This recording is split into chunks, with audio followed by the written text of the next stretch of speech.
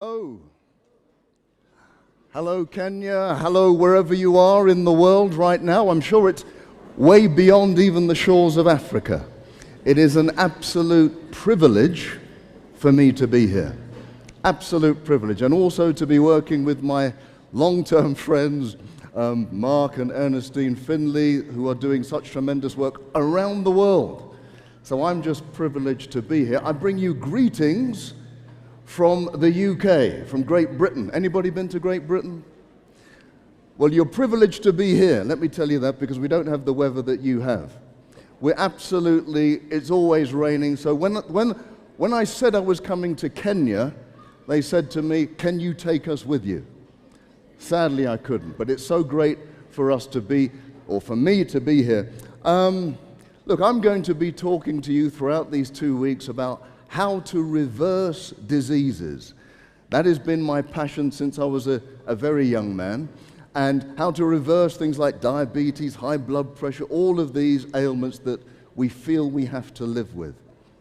But before we do that, because this is a health event, I'm going to need everybody to stand for me. Everybody stand. Those people watching online, I need you to stand as well. Yes, you think I can't see you, I can see you. Everybody needs to stand. Very good. So that's good. You've passed the first test. You can actually stand. Now, what I now want to do is ask you a few questions. If you can say yes to the questions, stay standing. If no, sit down. Simple, right? So first question. If you've been able to drink at least 1 liter of water every day of this week, stay standing. If not, sit down. Okay. Very good. Okay, next question. You're going to need to listen. Next question.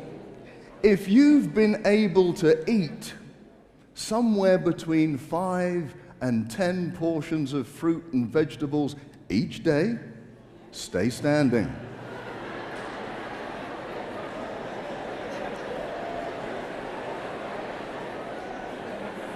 Oh, am I in the right place? This is a health event, right? Are there any people? Oh, there are a few standing. Okay.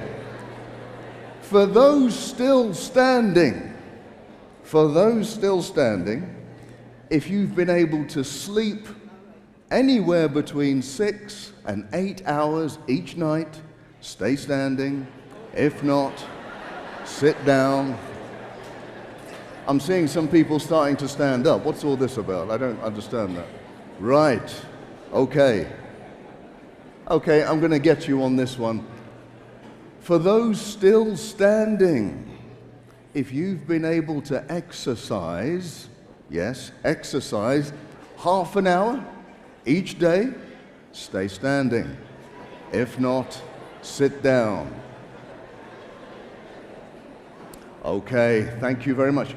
So for the remaining people still standing, my last question is this. You have to listen carefully. How long have you had a problem telling the truth? No, I don't mean it.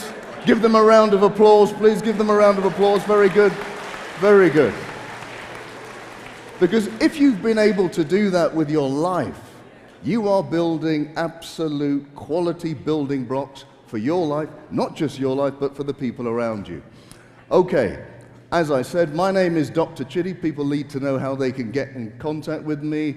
If you're on Instagram and Twitter, you can follow, you can see some of the things I do. Now, one of the programs I have, it is called Life Colors. So Life Colors is really giving a color to every single disease that we try to reverse. So we go through a purple color, a green color, a red color. But today, I'm going to join 2 colors. I'm going to do the blue and the purple, diabetes and obesity. Let's call it diabesity, shall we? Diabesity. Because diabetes is really close to my heart. My father, sadly, had type 2 diabetes. He had so many strokes and he died way too early. I was unable to help him at the time. This was many years ago. But I was determined that I would help everybody who has type 2 diabetes. And let me say this in the outset. Type 2 diabetes, nobody has to live with. Nobody has to live with. Now, if you want to challenge me on that, you can privately, but the evidence is clear. Nobody needs to live with it. It is a lifestyle disease, and with our lifestyles, we can get rid of it. There is a human cost to diabetes. I don't know if you know that half of the people who lose their sight globally is because of diabetes. Half of the people who need amputations, it's because of diabetes. Half of the people who lose the function of their kidneys, it's because of type 2 diabetes. Diabetes affects every single cell in the body. You cannot escape. It's not a mild disease, it's a very serious one. Now, when you track the history of diabetes, we find that somewhere in the mid-90s, it just suddenly took off. And it was mirrored by the increase in obesity, because often diabetes and obesity go together. And a lot of that was due to the consumption of lots of these sugary drinks with high fructose corn syrup. These things are absolutely detrimental, and we'll talk a bit more about them later. But let me take you back nearly 100 years, back to 1932, and a great doctor by the name of H.P. Hemsworth wanted to find out why people get diabetes. That's a good question. Nobody asked that question before. So he went around the world, and he said, well, what are the people eating around the world? And he looked at it. He went to Japan and Italy and Holland and the USA and England, and he made this chart, and the dark columns represent the carbohydrate in the diet. The light columns represent the fat in the diet. And that line going diagonally down is the rate of diabetes, or the presence of diabetes. Now, I know you're all very bright. So what do you see in that graph? Let me help you. It says that the more carbohydrate you eat, the lower your risk of type 2 diabetes. Does that make sense? But surely we're told the more carbohydrate you eat, the more diabetes you get. In Japan, you can see that they eat lots of carbohydrate, but they have low levels of diabetes. How can this be? Well, the truth is that carbohydrates are not all bad. Did you know that vegetables are carbohydrates? Fruits are carbohydrates. Grains and seeds, they're carbohydrates. That's what they're eating in Japan. The other ones that we know about, the chocolate, the biscuits, the cakes, the refined sugars, they're the ones that cause type 2 diabetes. So what we need to do, it seems, we need to eat more of the simple, whole foods. Now, I have a video. There's no sound to it, but it just kind of shows you how diabetes works, if all of you can see that. See, what happens is when we consume sugar, we break it down into its simple components, and it goes into the bloodstream. As the bloodstream absorbs all of this sugar, it needs insulin to take the sugar out of the blood, or to allow the sugar to get into the cells. And all your organs need sugar to survive, so sugar needs to come into the cell. In fact, let me tell you this. I'm pretty sure I know the answer to this question. Has anybody ever played the game Knock Down Ginger? Knock Down Ginger. I knew nobody has done this. Well, maybe they call it something different here. When I was a youth, sorry pastors, I'm confessing to you. When I was a youth, we used to play this game Knock Down Ginger. It's where you knock on the door of somebody's house and run away. Okay, I can hear some laughs. That means confession. That means confession. Now, this kind of tells me a bit of what diabetes is like. You see, when I played Knock Down Ginger, I would knock on the door, run away. Somebody would open the door. I'm not there, they'd close the door. But then I would come back and knock on the same door. And I do it 3 or 4 times. After the 4th time, nobody opens the door because they think, oh, it's just a child playing around. That's a bit like diabetes. You see, in order for sugar to get into the cell to be used for energy, insulin has to be released to knock on the door of the cell. So every time you eat something sweet, all of that sugar goes in the bloodstream, and the body says, no, no, no, we can't have all of this. Put it into the cell, get insulin to knock on the door of the cell. Well, after years of knocking on the door several times a day, the cell says, I'm not opening anymore. I'm not opening. That's when we get insulin resistance. The cells don't open, blood sugar builds up, and it causes so much damage throughout the body. This is not the same as type 1 diabetes. So type 1 diabetes is when we just cannot make enough insulin. Usually, and we'll talk about this later in the couple of weeks, usually because of an autoimmune attack.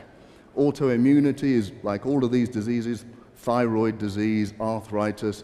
It destroys the pancreas. You cannot make insulin anymore. So that's not the same. It has a different cause. Now here's my question.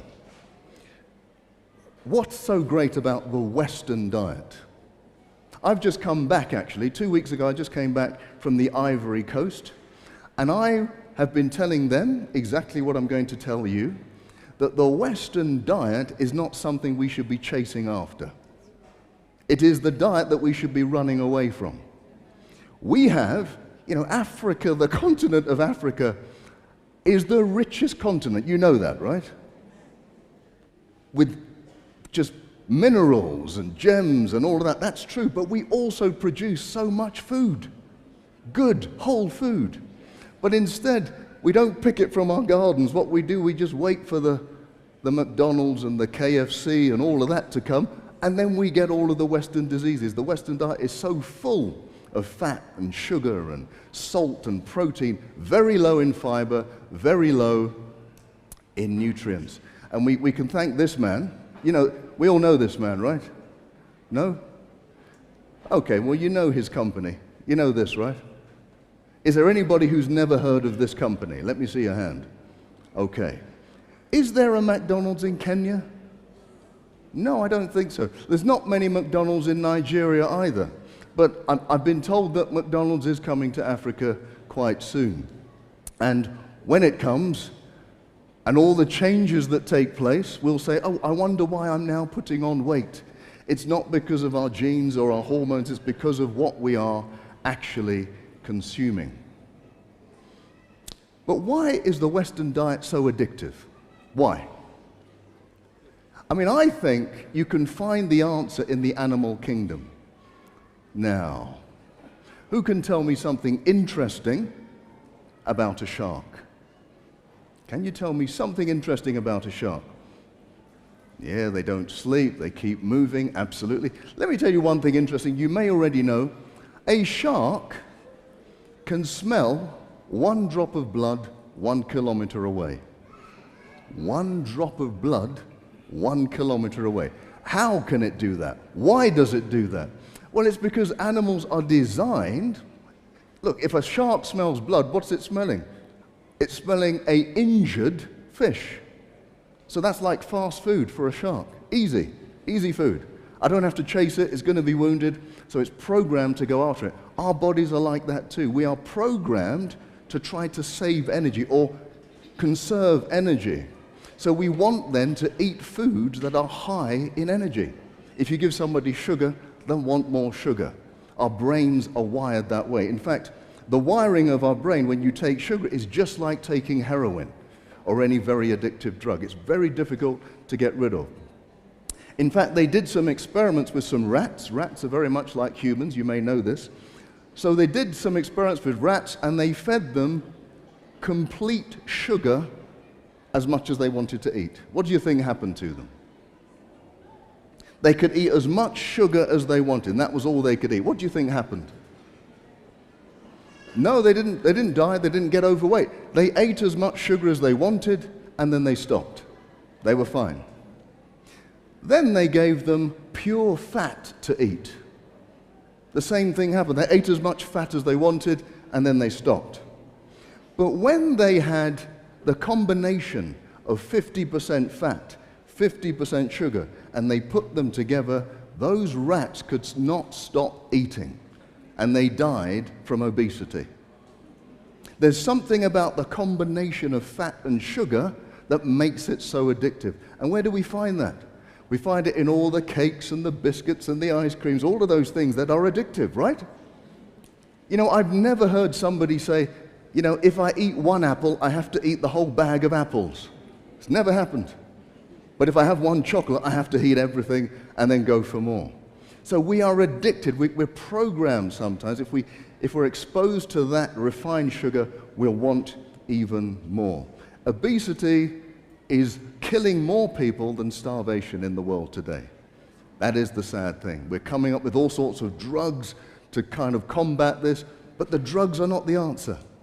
It's a whole food, plant-based diet. Obesity, I think, is very simple. I don't know any of you who did physics when you were at school. It's very simple. Because I get people say to me, Dr. Chidi, I only eat one lettuce leaf a day, and I don't understand how I've put on so much weight. Well, that would obviously break the laws of physics. You know, the matter cannot be created or destroyed. You cannot create fat out of nothing. So sometimes we just underestimate what we're eating, and we have to really keep a track on that. If we eat more calories than we burn up, we will get overweight. Okay.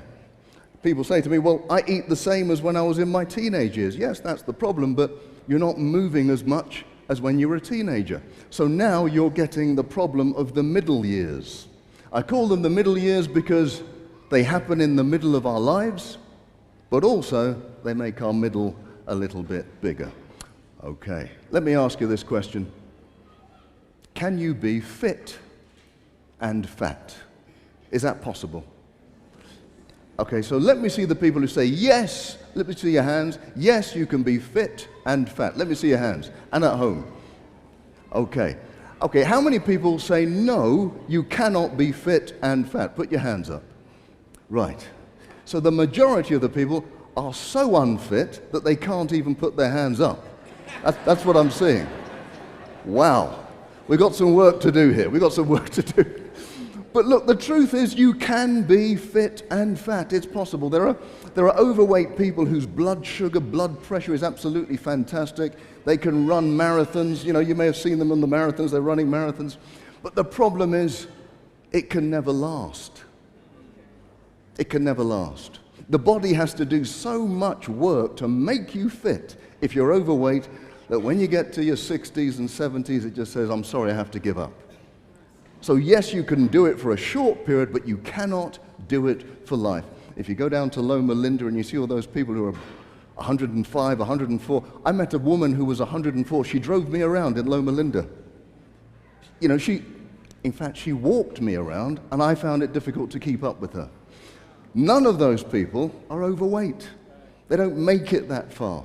So yes, you can be fit and fat, but not for a long term. So take it as a warning. There's something we need to do. Because at the heart of all of these diseases is this lack of self-control, and we need to learn how to reverse these diseases. Are you interested in knowing exactly how you reverse diabetes? Anybody interested? Okay, 3 people are interested.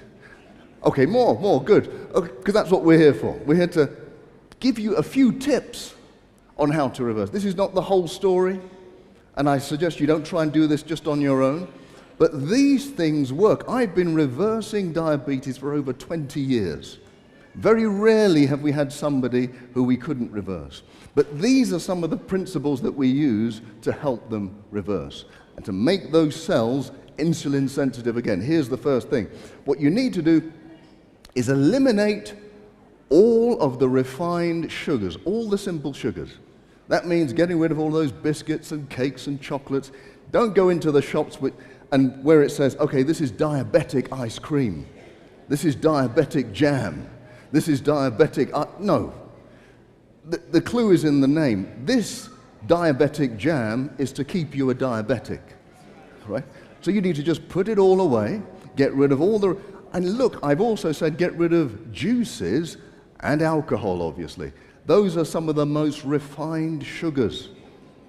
When people ask me, I say, you're better off eating a donut than having grape juice, because that sugar goes straight into your system, causes those insulin spikes, and makes the problem worse. The next thing I say is cut out all of the white stuff. This is not a racist comment, folks. I'm not being racist. I'm saying get rid of the white rice and the white bread and the white pasta. You know, I know we eat white rice quite a lot on this continent. But if you're a diabetic or you're sensitive, when you have a spoonful of white rice, it is like having a spoonful of sugar. It is so simple, that it's so refined. Have whole grain rice, have brown rice, red rice, black rice, but just not the white stuff. Okay. In fact, one thing I tend to tell people is, for the first 2 weeks, eat only greens, beans, and vegetables, right? That's it. And only drink water for 2 weeks. Greens, beans, and vegetables. People ask me, what about fruit? Greens, beans, and vegetables. What about rice? Greens, beans, and vegetables. I know someone's going to ask me the same question. But what that does, it allows your cells to not need so much insulin. So then your cells quite quickly start desiring insulin. They become more sensitive again. And believe me, often within 2 weeks, people can reverse their type 2 diabetes, which they've had for decades. You say and you think that I'm talking out the top of my head. No, absolutely, it works. And there are many people who can testify to it. I must have done hundreds, if not thousands of people. Okay, now I can hear what you're saying to yourselves. That sounds good, but you know what? I like my chocolate. I like my biscuits. It's going to be hard for me to give up. It's all right for you, Dr. Chidi, but I have a problem. Well, it's not all right for me. Let me tell you, for most of my life, I've had a sugar addiction. For most of my life. And I would say probably worse than anybody here and anybody online. You may not believe it. Let me give you an example. There was one time my mother came to stay with me. She knows my problem, but she bought this huge cake, a huge cake, to my house. And I said, Mum, look, you know my problem. If you give me this cake, I'm going to consume it. She said, oh, just take a little bit every now and again. I said, please, just put it away somewhere that I can't see it. She put it in the fridge. All day, I'm thinking about the cake. I go to bed, I'm lying on my bed, thinking about the cake. I can't sleep. I said, well, how am I going to get to sleep? I had a bright idea. I'll tell you what I'll do. I'll go downstairs and have a look at the cake. And then maybe by looking at the cake, it can satisfy me. I go down, I look at the cake. Well, maybe if I have a very thin slice, I think you know what happened. By the end of the night, I finished the cake. And I blamed my mother. So I have an addiction, so I know how difficult it is. So I've got some help for you. Do you need some help with your addiction? Yes, you do. So I've got some help. It's called the Dr. Chidi method, named after some doctor, I don't know who. But yes, Dr. Chidi method, it says this. Look, if you have this addiction for sugar, the worst thing you can do is say, I must not have the cake. That's the worst thing you can do. Because your brain, like a child, when it's told that it can't have something, it wants it even more. You know that, right? Oh, I can't have the chocolate. You finish the whole thing. The best thing to do is to say, I will have the cake, but I will have it in half an hour. Even I can wait half an hour. At the same time, eat something like an apple. You eat the apple, you digest the apple slowly, it releases sugar slowly into your system. After half an hour, you have enough sugar in your system to help you overcome that desire for the cake. I can see what you're thinking. After half an hour and an apple, I still want the cake. Well, look, if you still feel like that, do the Dr. Chidi method again. Maybe you'll eat 5 apples in a day. That's good, because most of you had to sit down when I said if you could eat 5 fruit and vegetables. Okay, sometimes you may fail at the Dr. Chidi method, but I guarantee you will fail less frequently than if you try to just avoid it. So the reason why it's called the Dr. Chidi method, by the way, is because it stands for something. It stands for don't resist it, choose to have it, but delay it. Don't resist, choose to have it, but delay it. It helps us to overcome those desires. Something else that can help us overcome the desires, but for this I need a victim. I mean a volunteer. No volunteer. Yes, come forward, yes. Pastor, thank you. Thank you for being such a volunteer. So people need help overcoming this desire for sugar. And I want to show you an experiment. So, if you had to eat 4 apples in 2 minutes, very quickly, really have to get them down, which apples would you choose? Would you choose those golden delicious ones? Or would you choose the Granny Smith ones? The golden delicious. You would choose the golden delicious. Who would agree? Who would choose the golden delicious? Who would choose the golden delicious? Okay. Who would choose these ones, the Granny Smith ones? Okay, there's always some strange people in the audience. Okay, thank you very much. Well, thank you, Pastor. Thank you. That's great. Thank you so much. My apples? After. Now look, the reason why most people would choose the golden delicious is because they're sweeter. If you try the Granny Smith apples, they're quite sharp. They're very tangy. And what that does actually, that tang suppresses much of our appetite. If you eat something, let's say you started eating your donuts and you eat something sour, it stops you wanting to eat something sugary. Also, if you break it up with something bitter, it will also stop you from wanting to eat something sugary. You know, what I say is bitter is better and sour has power. Well, let me now conclude on how to help people reverse diabetes. The next thing you need to do is limit yourself to 2 meals per day. I read this years ago in Ministry of Healing when I was a youngster, that the optimum is to have 2 meals a day, and it's absolutely right. It allows you to have a fast during the day and a fast during the night. That lowers your blood sugar. You must be drinking only water. People say to me, look, I tell people, immediately after a meal, you must go for a walk. That allows your muscles to absorb all of that excess sugar. And some people say, well, Dr. Chidi, I have bought myself a dog so that I go for a walk every single day. That's a good thing. But if you do that, make sure you do the walking with it. Now, you can't be driving and walking at the same time. That doesn't work. Okay, I'm going to move on.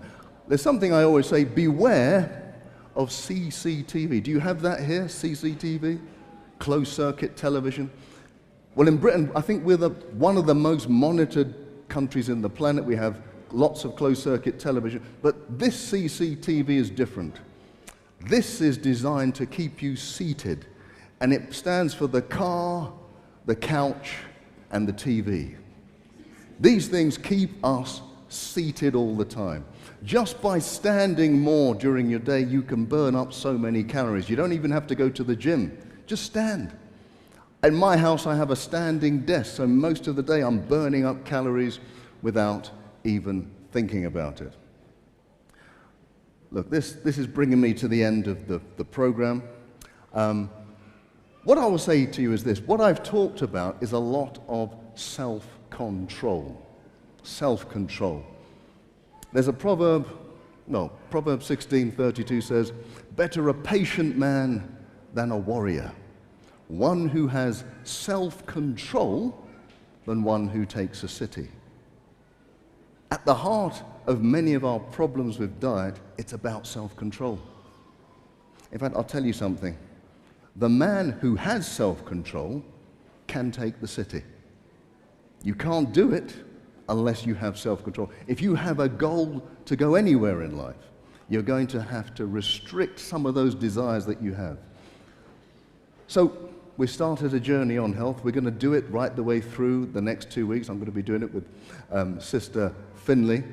And we hope that by the end of it, you'll all be standing when I say you've had 5 to 10 fruits and vegetables, drinking your water, doing your exercise, and getting enough rest. But until then, I will see you soon. It's been a privilege and a pleasure to be here. Have a great rest of your Sabbath. Amen. Oh, I go this way.